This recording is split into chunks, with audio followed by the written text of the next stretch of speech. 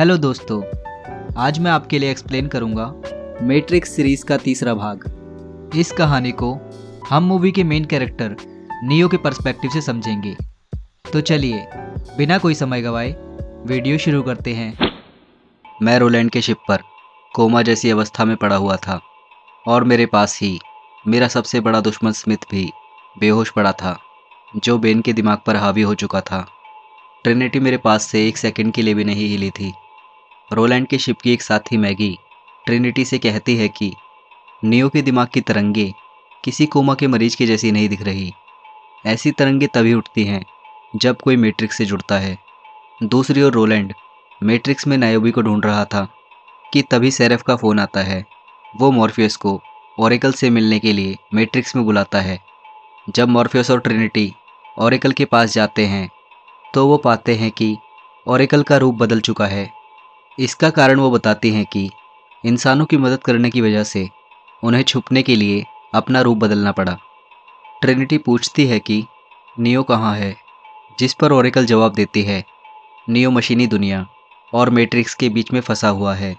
उस जगह का नियंत्रण करता है ट्रेनमैन, जो मैरोविंजन के लिए काम करता है। मैरोविंजन उसी के ज़रिए प्रोग्राम्स को मैट्रिक्स में स्मगल करता है। मेरी आंखें खुली तो मैंने अपने सामने एक बच्ची को देखा। उसने अपना नाम सती बताया। मैंने पूछा, ये कौन सी जगह है? उसने कहा कि ये एक रेलवे स्टेशन है जहाँ से एक ट्रेन हमें मैट्रिक्स में ले जाएगी, लेकिन वो ट्रेनमैन आपको नहीं ले जाएगा। इतने में उस लड़की के पिता उसे अपने पास बुला लेते हैं। मैं उनसे जाके मिलता हूँ। वो अपना नाम रमाकंद्रा और कमला बताते हैं। मैंने उससे पूछा कि ये कौन सी जगह है? वो बताता है कि ये कोई जगह नहीं है, ये मशीनी दुनिया और मैट्रिक्स के बीच का एक गैरकानूनी पोर्टल है, जिसे चलाने वाले प्रोग्राम का नाम ट्रेनमैन है। वो मैरोविंजन के लिए काम करता है। मैरोविंजन मशीनी दुनिया और मैट्रिक्स के बीच प्रोग्राम्स की तस्करी करता है। मैंने पूछा, तो क्या आप भी कोई प्रोग्राम हैं? उसने कहा, हाँ, मैं और मेरी पत्नी कमला मशीनी दुनिया के प्रोग्राम्स हैं। ये है हमारी बेटी सती, जिसे हमने बनाया है। हमारे यहाँ होने का कारण हमारी बेटी है। मशीनी दुनिया में सती का कोई पर्पस नहीं था, इसलिए रचयिता को पता चलते ही वो इसे डिलीट कर देते। इसलिए मैंने मैरोविंजन से अपनी बेटी को ओरेकल के पास भेजने का सौदा किया। एक प्रोग्राम में ऐसे इंसानी जज्बात मेरे लिए एक पहेली जैसा था। इतने में ट्रेन आ जाती है। मैं ट्रेन में जाने की कोशिश करता हूँ, लेकिन वो मुझे नहीं जाने देता। वो बोलता है कि जब तक मैरोविंजन इजाज़त नहीं देगा तब तक तुम्हें यहीं सड़ना होगा। मैं उसे धमकाने की कोशिश करता हूँ, लेकिन वो बोलता है कि यहाँ धमकियाँ सिर्फ मैं देता हूँ, और मुझे दूर फेंक देता है, क्योंकि यहाँ मेरी शक्तियाँ काम नहीं कर रही थी। मैं ट्रेन के पीछे दौड़ने की कोशिश करता हूँ, लेकिन हर बार वापस वहीं आ जाता हूँ। दूसरी तरफ मॉर्फियस, ट्रिनिटी और सेरेफ मैरोविंजन के पास जाते हैं उससे मेरा सौदा करने के लिए। सेरेफ को यहाँ देखकर वो समझ जाता है कि मैं ओरेकल के लिए बहुत मायने रखता हूँ, इसलिए वो मेरे बदले ओरेकल की आंखें मांगता है, यानी उनकी भविष्य देखने की शक्ति। ट्रिनिटी समझ जाती है मैरोविंजन से कैसे निपटना है। वो सीधा उसके साथियों पर हमला करती है और गन छीनकर सीधा मैरोविंजन को गन पॉइंट पर ले लेती है और कहती है कि सौदा करना चाहते हो तो सुनो, या तो नियो हमें सौंप दो, या सब के सब मारे जाएंगे, अभी और इसी वक्त। मौके की नज़ाकत को समझते हुए मैरोविंजन ट्रेनमैन को मुझे लेने भेज देता है, और इस तरह मॉर्फियस और ट्रिनिटी मुझे उस गुमनाम दुनिया से बचा लेते हैं। असली दुनिया में लौटने से पहले मैं ओरेकल से मिलने जाता हूँ, क्योंकि मुझे कुछ सवालों के जवाब चाहिए थे। सती भी ओरेकल के पास ही थी। ओरेकल उसे कुकीज़ बनाना सिखा रही थी। उस नन्ही सी बच्ची में कुछ तो खास था, तभी ओरेकल उसकी रक्षा कर रही थी। मैं ओरेकल से पूछता हूँ कि आपने मुझे रचयिता और मुझसे पहले आए 5 महाशक्तिमानों के बारे में क्यों नहीं बताया? उन्होंने कहा, इसका जवाब तुम जानते हो नियो। मेरी नज़र दीवार पर लगी उस कहावत पर गई और मैं समझ गया कि ये फैसला ओरेकल ने नहीं, बल्कि मुझसे पहले आए महाशक्तिमान ने लिया था। मैंने उनसे पूछा कि मेरे एक आदेश पर 4 मशीनें कैसे रुक गई। उन्होंने बताया कि रचयिता के पास तुम मेन सोर्स कंप्यूटर से कुछ समय के लिए जुड़े हुए थे, जहाँ से तुम्हारे दिमाग की चिप में कुछ कोड्स कॉपी हो गए, जिसके कारण तुम असली दुनिया में मशीनी रोबोट से वैसे ही संपर्क बना पाए जैसे वो मेन सोर्स उन्हें कंट्रोल करता है। तुम्हारा दिमाग इसके लिए तैयार नहीं था, इसलिए तुम असली दुनिया और मैट्रिक्स के बीच की गहरी खाई में जा पहुँचे। मैंने उनसे पूछा कि क्या ज़ायन को बचाने का कोई रास्ता है, जिस पर उन्होंने कहा, सवाल अब सिर्फ ज़ायन का नहीं है नियो। बहुत जल्द स्मिथ इस पूरे मैट्रिक्स में अंधकार की तरह फैल जाएगा, लेकिन वो सिर्फ यहीं नहीं रुकेगा। मैंने पूछा कि कौन रोकेगा उसे। उन्होंने कहा, तुम रोकोगे। लेकिन कैसे? जिस पर उन्होंने जवाब दिया, हर चीज़ जिसकी शुरुआत होती है उसका अंत भी होता है नियो। आज रात इन दोनों दुनियाओं का भविष्य तुम्हारे हाथों में होगा या फिर उसके। इसके बाद मैं अपने यान पर पहुंचा, जहां बेन भी होश में आ चुका था और मैट्रिक्स में स्मिथ ओरेकल को ढूंढ लेता है। ओरेकल जानती थी, इसलिए सती को बचाने के लिए सेरफ को उसे ले जाने के लिए कहती है, लेकिन वो दोनों स्मिथ से नहीं बच पाते। इसके बाद स्मिथ ओरेकल के पास आता है और कहता है कि आप कभी हैरान नहीं होती, और होंगी भी कैसे, आप सब जानती जो है। लेकिन सवाल ये है कि आप भागी क्यों नहीं। ओरेकल पूछती है कि क्या किया तुमने सती के साथ, जिस पर स्मिथ का एक रूप जवाब देता है, कुकीज़ को भी प्यार की ज़रूरत होती है ममा। इसके बाद वो ओरेकल को भी हैक कर लेता है, जिसमें उसे काफ़ी दिक्कत होती है। शिप पर रोलैंड बेन से सवाल करता है, लेकिन वो कहता है कि उसे कुछ भी याद नहीं है। रोलैंड मैगी से कहता है कि जल्द से जल्द इसकी याददाश्त वापस लाओ। मैं अकेला बैठा सोच ही रहा था कि आगे क्या करूं, कि इतने में मुझे एक विज़न आता है, जिसमें मुझे मशीनों का शहर दिखता है। रोलैंड और उसका क्रू नायोबी की शिप को ढूंढ निकालते हैं।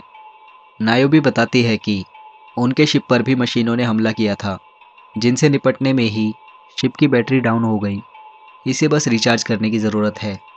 वहाँ ज़ायन में कमांडर लॉक काउंसिल के सामने मशीनों से लड़ने की रणनीति समझाते हैं और नए योद्धाओं की मांग करते हैं, जिसे काउंसिल स्वीकार कर लेती है।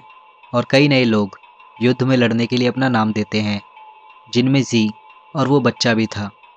लेफ्टिनेंट मिफ्यूनी उसे देखकर ही समझ जाते हैं कि वो अंडर एज है, लेकिन उसकी बहादुरी देखकर वो उसे अपने दल में रखने के लिए राज़ी हो जाते हैं।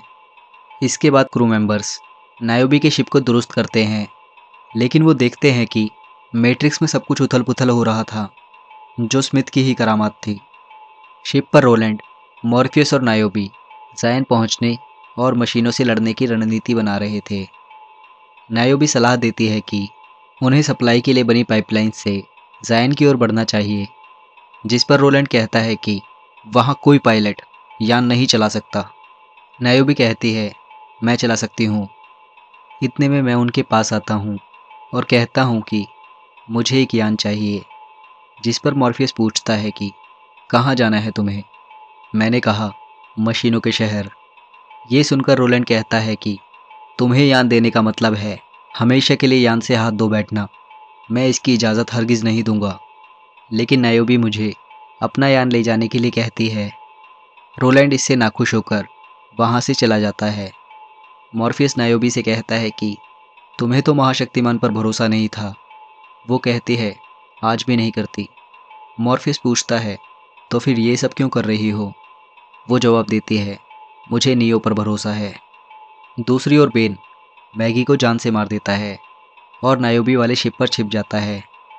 ट्रिनिटी मेरे पास आती है और कहती है कि वो भी साथ चलेगी। मैं उसे रोकने की कोशिश करता हूँ, लेकिन वो नहीं मानती। मॉर्फियस आखिरी बार आके मुझसे मिलता है और मुझे अपने गले लगा लेता है।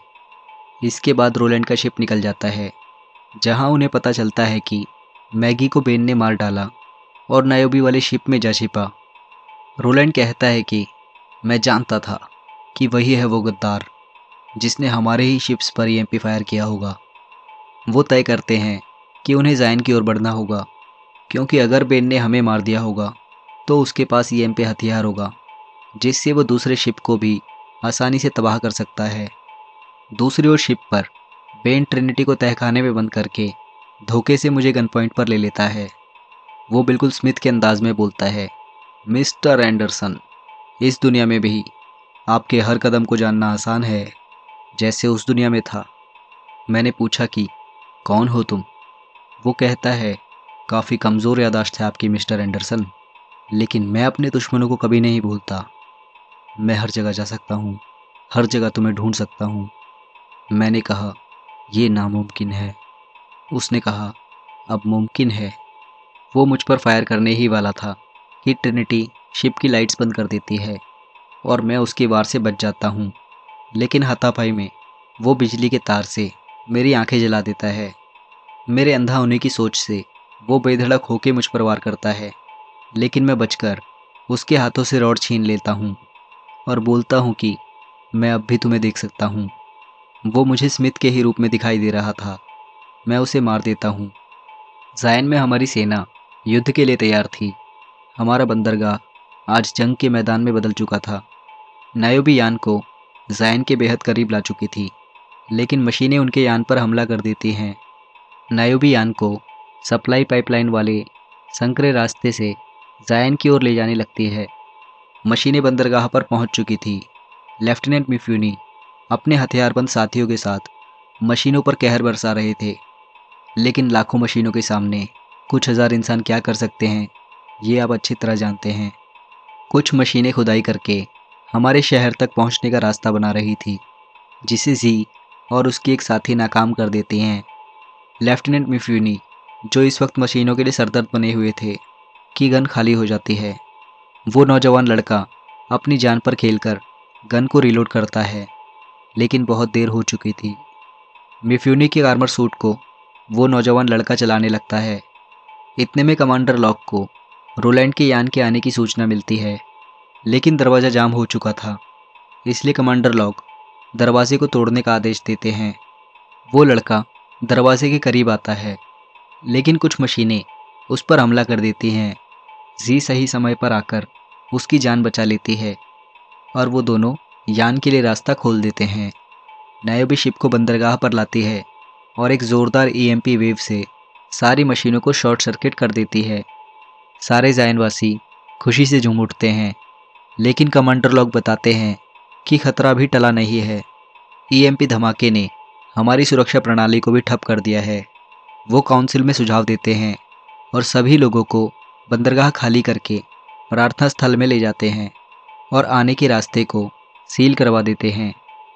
काउंसिलर पूछते हैं कि क्या हमारे बचने की कोई उम्मीद है, जिस पर लॉक कहता है कि ये सवाल आप मॉर्फियस से कीजिए, क्योंकि वही है जो चमत्कारों पर विश्वास करता है। दूसरी ओर मैं और ट्रिनिटी मशीनों के शहर पहुंच जाते हैं। हमारा यान ऊर्जा केंद्र की खेती के पास पहुंचता है। मैं ट्रिनिटी को पावर लाइंस की दिशा में बढ़ने के लिए कहता हूं। हम पर बहुत सी मशीनें हमला करती हैं। मैं उन सभी को रोकने लगता हूं, लेकिन उनकी तादाद बहुत ज़्यादा थी, जिसके कारण हमारा यान क्रैश हो जाता है। जायन में मशीनें फिर से हज़ारों की तादाद में पहुंच जाती हैं। हमारे कुछ मुट्ठी भर सैनिक मामूली बंदूकों से उनका रास्ता रोके शहर के इकलौते गेट पर तैनात थे। यान क्रैश होने के कारण ट्रिनिटी बुरी तरह जख्मी हो जाती है। वो अपनी आखिरी सांसें ले रही थी और मुझसे अपने दिल की बातें कह रही थी। मुझे आभास था कि दुनिया को बचाने में शायद मैं अपनी दुनिया को खो बैठूंगा। इसके बाद मैं उस एआई जो इस पूरी दुनिया को चला रही थी, उसके पास जाने लगता हूँ। मुझे सब कुछ वैसा ही दिख रहा था जैसा उन मशीनी रोबोट्स को दिखता था। इसके बाद वो एआई मेरे सामने आता है। मैं उनसे कहता हूँ कि मैं आपसे सिर्फ अपनी बात कहने की इजाज़त चाहता हूँ। उसके बाद आप जो चाहें करें, मैं आपको नहीं रोकूंगा। जिस पर वो मुझसे बात करने के लिए मशीनों से एक इंसानी शक्ल जैसी आकृति बना लेते हैं और कहते हैं, बोलो। वो प्रोग्राम स्मिथ आपके काबू से बाहर हो चुका है। आप उसे नहीं रोक सकते, लेकिन मैं रोक सकता हूँ। हमें तुम्हारी ज़रूरत नहीं है। हमें किसी की ज़रूरत नहीं है। अगर ऐसा है तो मुझे मार दीजिए। क्या चाहते हो तुम? शांति। वो मेरी बात मान लेते हैं और एक स्पेशल कनेक्शन से मुझे मैट्रिक्स से जोड़ देते हैं। जायन में आदेश मिलते ही मशीनें हमला रोक देती हैं। मॉर्फिस समझ जाता है और निहत्था मशीनों के सामने जाकर खड़ा हो जाता है। मशीनें भी समुंदर की मछलियों जैसा बर्ताव दिखाकर शांति संदेश देती हैं। इसके बाद मैं मैट्रिक्स में पहुंचता हूं, जिस पर स्मिथ पूरी तरह कब्जा कर चुका था। स्मिथ मेरे सामने आता है और कहता है, मिस्टर एंडरसन, मुझे आप ही का इंतज़ार था।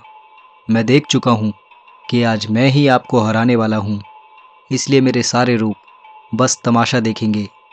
वो तो वक्त ही बताएगा। हम दोनों एक दूसरे की ओर दौड़ते हुए आते हैं और मैं उसे दूर फेंक देता हूँ। मैं उसे हराने की पूरी कोशिश करता हूँ, लेकिन अब वो बहुत ताकतवर हो चुका था। वो ऊपर हवा में उड़कर मुझसे लड़ने लगता है। वो मुझे आसमान से सीधा ज़मीन की ओर धकेलते हुए ले जाता है और मुझे ज़मीन पर पटक देता है।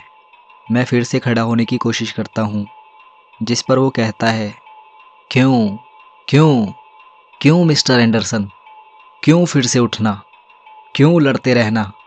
आप जानते हैं कि आप नहीं जीत सकते मुझसे, फिर क्यों मिस्टर एंडरसन? मेरा नाम नियो है। मैं अपनी पूरी ताकत से उस पर वार करता हूँ, लेकिन वो मुझे दूर फेंक देता है। वो अचानक रुकता है और कहता है कि यही है वो अंत। मैं देख चुका हूँ, आप ठीक वहाँ पड़े थे। और मैं कुछ कहता हूँ। मैं कहता हूँ कि हर वो चीज़ जिसकी शुरुआत होती है, उसका अंत भी होता है नियो। मुझे ओरेकल की बात याद आती है और मैं समझ जाता हूँ कि मुझे क्या करना है। वो हैरान था कि क्यों उसने मुझे नियो कहा। मैं उसे उकसाता हूँ और वो मुझे क्लोन करने के लिए मुझ पर वार करता है। मैं उसे नहीं रोकता और उससे जुड़ जाता हूँ, जिससे उसके कोड्स सोर्स तक पहुँच जाते हैं और सोर्स उसकी सभी कॉपीज़ को डिलीट कर देता है। लेकिन मेरा वास्तविक शरीर भी बेजान हो जाता है और मशीनें मेरे शरीर को अपने साथ ले जाती हैं। ज़ायन में मशीनें लौट जाती हैं और वो नौजवान लड़का इसका मतलब समझ जाता है। वो जाके ज़ायन वासियों को ये सूचना देता है कि जंग ख़त्म हो गई, नियो ने जंग रुकवा दी, जिससे सभी लोगों में एक नई उमंग जागती है। मॉर्फियस नायोबी को गले लगाता है और भरी आंखों से मुझे याद करता है। मैट्रिक्स में सब कुछ पहले की तरह नॉर्मल हो जाता है। रचयिता ओरेकल के पास आता है और कहता है, काफ़ी खतरनाक खेल खेला तुमने। और उनके बीच तय होता है कि जो भी मैट्रिक्स से बाहर रहना चाहेगा, उसे आज़ाद कर दिया जाएगा। इसके बाद मैट्रिक्स में एक नया सूर्योदय होता है। सेरेफ सती को ओरेकल के पास लाता है। सती ओरेकल को बताती है, मैंने ये नियो के लिए बनाया है। वो पूछती है, क्या हम कभी अब नियो से मिल पाएंगे? जिस पर ओरेकल जवाब देती है, मुझे लगता है हाँ। और इसी के साथ ये मूवी यहीं ख़त्म हो जाती है। अगर आपको ये वीडियो पसंद आया हो तो प्लीज़ वीडियो को लाइक एंड शेयर करें और ऐसे ही मज़ेदार एक्सप्लेनेशन देखते रहने के लिए चैनल को सब्सक्राइब करें।